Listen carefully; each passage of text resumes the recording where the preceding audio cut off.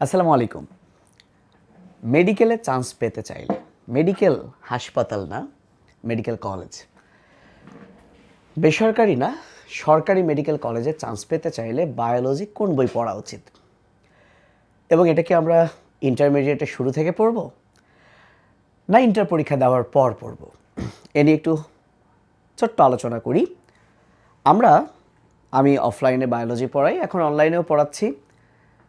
আমরা স্টুডেন্টদেরকে যেটা পড়াই, প্রাণীবিজ্ঞান আজমল স্যারের বই এবং উদ্ভিদ বিজ্ঞান আবুল হাসান স্যারের বই।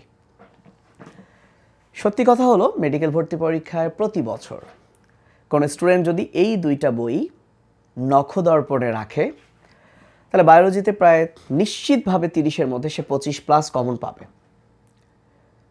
30 না কেন, 30 না কেন, কারণ 4-5টা প্রশ্ন আছে যেটা অন্য রাইটারের বই থেকে আসে, এবং এই অন্য রাইটারের বইয়ের মধ্যে উল্লেখযোগ্য হচ্ছে আব্দুল আলিম স্যার এবং আজিবুর স্যার। এখন কথা হচ্ছে, যখন ইন্টারমিডিয়েট ফার্স্ট ইয়ার পড়াই, তখন কেন আব্দুল আলিম স্যার, আজিবুর স্যার এবং হাসান স্যার, উদ্ভিদ বিজ্ঞানের কথা বলছি, কেন এই 3টা বই ধরে পড়াই না? উত্তরটা খুবই সিম্পল। ইন্টারমিডিয়েটে যারা আমার কাছে পড়তে আসে, তারা সবাই ডাক্তারি পড়তে আসে না, বা তাদের সবার আশা ডাক্তার হওয়াও না। অনেকের স্বপ্ন ইঞ্জিনিয়ারিং ইউনিভার্সিটি, কারো বা ভার্সিটি বা অন্যান্য ব্লাবলা। তো এখন যদি আমি একাডেমিক থেকে ওদেরকে 3টা বইই পড়াই, এতে করে অনেকেই শুরুতেই হতাশ হয়ে যাবে, নাম্বার 1। এখন নাম্বার 2 হচ্ছে, বোর্ড এক্সামে কি ওই বইগুলো থেকে প্রশ্ন হয় না? রিয়েলি এটা একটা সুন্দর প্রশ্ন। হয়। বোর্ড এক্সামেও কিন্তু শুধু হাসান স্যার পড়লেও সব বোর্ডে আগে কমন পাওয়া যেত না। এবছর যেমন মোটামুটি গেছে। সো বোর্ড এক্সামেও কিন্তু অন্য বই থেকে প্রশ্নটা হয়, বাট বোর্ড এক্সামের প্রশ্ন নিয়ে অতটা অ্যানালাইসিস হয় না যতটা মেডিকেল ভর্তি পরীক্ষা নিয়ে বা অ্যাডমিশন পরীক্ষা নিয়ে অ্যানালাইসিসটা হয়।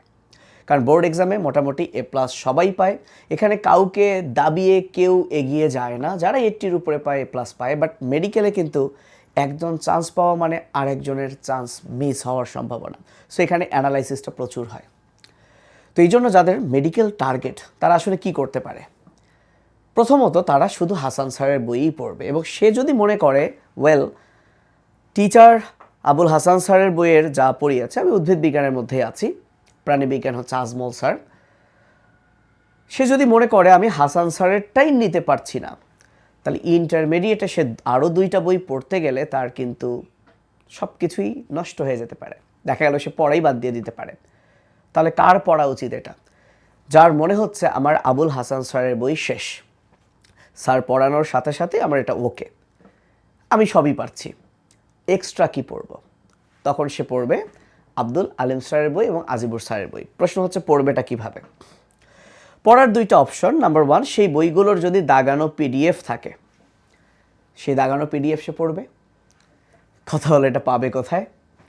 সো আমি চেষ্টা করি হাসান স্যার এবং আজমল স্যারের দাগানো PDFটা দেওয়ার, আমার অফলাইন ব্যাচে। সো আমি আমার আলিম স্যারের দাগানো PDFটা এখনও দেইনি, বাট সামনে দিব, ওদেরকে আমি জানিয়েছি ব্যাচে।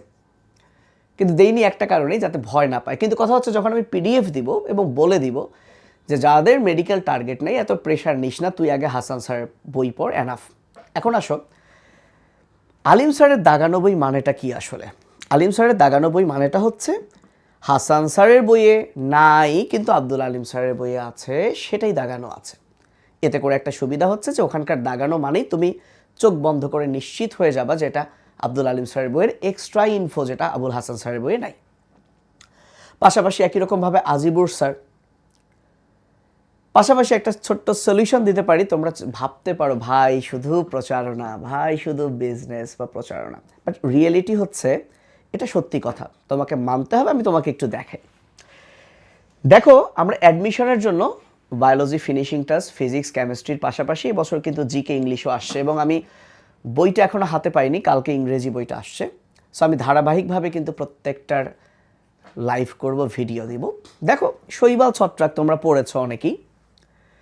তো এই শৈবাল ছত্রাকের মধ্যে শুরুতেই আমি আমার স্টাইলে একটা ছক করে দিয়েছি। এই ছকটা যদি তুমি ঠিকঠাক বোঝো, তোমার পঞ্চম, ষষ্ঠ এবং সপ্তম অধ্যায়ের একটা ব্যাপক ধারণা হবে। এবং এই ছকের মধ্যে যে ছোট ছোট সংকেত, সেই সংকেতের রহস্য কিন্তু আমরা পরবর্তীতে আবার এখানে উদ্ঘাটন করে দিয়েছি, তুমি বুঝতে পারবে। নাম্বার 1 কথা। নাম্বার 2, দেখো, যখন তুমি পড়াশোনা করবা, একটা বই পড়ার পর আবার আরেকটা বই, আবার একটা বই, এতগুলো পড়তে তোমার ইচ্ছাই করবে না। কিন্তু যদি এমন হয় যে তুমি একটা বই পড়ছো, তার পাশে এক্সট্রা তথ্যগুলো লেখা আছে, সেটা কিন্তু আমরা ফিনিশিং টাচে করেছি। একটু খেয়াল করো, এই যে দেখো শৈবালের দৈহিক গঠন, দেখো লেখা আছে সচল এককোষী শৈবাল। সচল এককোষী শৈবালের আবুল হাসান স্যারের বইয়ে এই একটা এক্সাম্পল আছে, ক্লামাইডোমোনাস। কিন্তু বাকি দুইটা কিন্তু আব্দুল আলিম স্যারের তথ্য, সেটা কিন্তু আবুল হাসান স্যারের বইয়ে নাই। ফলে কি করেছি, এই দুইটা পাশে লিখেছি এবং একটা মার্ক করেছি, যাতে স্টুডেন্টরা বুঝতে পারে। অ্যান্ড ও যদি মনে করে আমি এত স্ট্রেস নিব না, আমি শুধু আবুল হাসান স্যার পড়বো, সে শুধু তাহলে এই যে মার্ক করা জিনিসগুলো না পড়ে জাস্ট হোয়াইট কালারগুলো সেটাই সে পড়বে। আবার কিছু কিছু আছে যেটা আবুল হাসান স্যারের বইয়ে নাই, যে পামেলিও, ডেনড্রয়েড, জটিল, সাইফোনয়েড, এগুলো নাই, পুরোটাই মার্ক করা। এখন শুধু এটাই না, এভাবে প্রত্যেকটা জায়গায় যখনই তুমি দেখবা যে অন্য কোনো মার্ক করা, এর অর্থ যেমন এখানে এই দুইটা না, এটা মার্ক করা, এটা মার্ক করা, তার মানে এগুলো হচ্ছে এক্সট্রা ইনফো, তুমি কিন্তু বুঝে যাবে। নাম্বার 1। নাম্বার 2 হচ্ছে অনেক বড় বড় তথ্য আছে যেগুলো থেকে মেডিকেল ভর্তি পরীক্ষায় প্রশ্ন এসেছিল। এবং সবচেয়ে ইন্টারেস্টিং পার্ট হচ্ছে এই অধ্যায়টা যখন শেষ হলো, আমরা তো টুকটাক একটা একটা করে জিনিস তো দিয়েছি, বাট অধ্যায়টা যখন শেষ হলো, তাহলে দেখো অধ্যায়টা শেষ হওয়ার পর, আচ্ছা একদম শেষের দিকে চলে যাই, এই যে অধ্যায়টা শেষ হওয়ার পর আলাদা করে অতিরিক্ত তথ্য লিখে কিন্তু দেওয়া আছে। মানে এইখানকার কোনো তথ্যই আবুল হাসান স্যারের বইয়ে নাই। এবং শুধু সেটাই না, এই তথ্যগুলোর উপর আমার ক্লাস নেওয়া আছে যে কিভাবে তুমি সহজে এটা মনে রাখবে, সেটার জন্য কিন্তু একটা কিউআর কোড আছে। এবং এই তথ্যগুলো থেকে বিগত বছরে কিন্তু প্রশ্ন হয়েছিল। এখন অ্যাডমিশন স্টুডেন্টের জন্য তো এটা মাস্ট নিড একটা বই, তাকে তো নেওয়া উচিত যদি তার সামর্থ্য থাকে। কিন্তু আমি সাজেস্ট করব, যারা ফার্স্ট ইয়ার থেকে পড়াশোনা করো এবং স্বপ্ন হচ্ছে ডাক্তার হওয়ার, মেডিকেলে চান্স পাওয়ার স্বপ্ন দেখো, সে যদি পাশে এই বইটা রাখে, তার সুবিধা কি? তার সুবিধা হচ্ছে, ধরো সে যার কাছেই পড়ুক, ম্যাক্সিমাম বাংলাদেশের টিচাররা আবুল হাসান স্যার ফলো করে। তো আবুল হাসান স্যারের বইয়ের ওই যে টপিকটা পড়ালো, একদিনে তো আর অনেক বেশি পড়ায় না, একাডেমিকে অল্প অল্প করে পড়ায়। সো পড়ার পাশাপাশি যদি সে ওই টপিকটা, এই বইটা বের করে, সে কিন্তু ইজিলি বুঝতে পারছে অন্য আরও 2-3টা বইয়ে এক্সট্রা কী ইনফো আছে। সে চাইলে আবুল হাসান স্যারের বইয়ে এই এক্সট্রা ইনফোটাই অ্যাড করে নিতে পারে। তার যদি মনে হয় এই পেজটাই সে ফটোকপি করে মেইন বইয়ে অ্যাড করে নিতে পারে। সো এইটা তার জন্য একটা ব্লেসিং, যেটা তুমি বাজারে ধরো অন্যান্য বইগুলোতে পাবা না। বাজারের ম্যাক্সিমাম বইয়ের মধ্যে দেখবা যে জাস্ট প্র্যাকটিস, প্রশ্ন প্রশ্ন প্রশ্ন। ভাইয়া, প্রশ্ন ব্যাংক জাস্ট বইয়ের অনুশীলনী, বইয়ের সমস্ত অনুশীলনীর উপর ডিপেন্ড করে বাজারে চমৎকার চমৎকার কিছু প্রশ্ন ব্যাংক আছে, আমি নাম মেনশন করছি না, আমাদেরটাও রেডি হচ্ছে। সো এই প্রশ্ন ব্যাংকটা যদি তুমি সলিউশন করো, তোমার সাথে থাকে, এত লক্ষ লক্ষ হাজার হাজার প্রশ্ন সলিউশন করার দরকার নাই, কিন্তু তোমার পড়ার দরকার আছে, ডিফারেন্ট ইনফরমেশন মনে রাখার দরকার আছে। তুমি একটা প্রশ্ন পড়লা, ওই প্রশ্নের মধ্যে অতিরিক্ত তথ্য আর একটা টপিকের পাশের অতিরিক্ত তথ্য, সো তোমার জন্য কোনটা বেটার? সো একটা স্টুডেন্ট যদি তার ডে 1 থেকে, আই মিন ইন্টারমিডিয়েটের কলেজের শুরু থেকে বায়োলজি বইয়ের, মেইন বইয়ের পাশাপাশি এটা সাথে রাখে, আই থিঙ্ক তার বায়োলজি নিয়ে পরের 2 মাসে, যেমন দেখো এতদিন পড়েনি, এখন অ্যাডমিশন সিজনে এমন একটা সমস্যা যে একদিনে 1-2টা করে অধ্যায় পড়ানো হয়, 2টা বা 3টা অধ্যায় পড়ানো হয় অফলাইনে। তো সেই 2-3টা অধ্যায়ের মধ্যে যদি এটা থাকে, হাসান স্যারটাই তো রিভাইজ করা যায় না, তার উপর এই এক্সট্রা ইনফরমেশন আমি পড়বোটা কখন? বলো, আমার সময় আছে? নাই। কিন্তু তাহলে ওই স্টুডেন্ট যদি ফার্স্ট ইয়ার থেকে এটার উপর একটু ধারণা সে নিয়ে রাখতো, এখন কিন্তু তার এটা রিভিশন হতো। কিন্তু এখন বাংলাদেশের, আমি তো বলবো 90%-এর উপরে স্টুডেন্ট ফার্স্ট টাইম এগুলো পড়বে, ফার্স্ট টাইম পড়বে। তো তো ফার্স্ট টাইম পড়বে, রিভাইজ করবে কখন? আবার এটা পড়তে গিয়ে তার মেইন জিনিসটাও যদি ভুলে যায়, সমস্যা।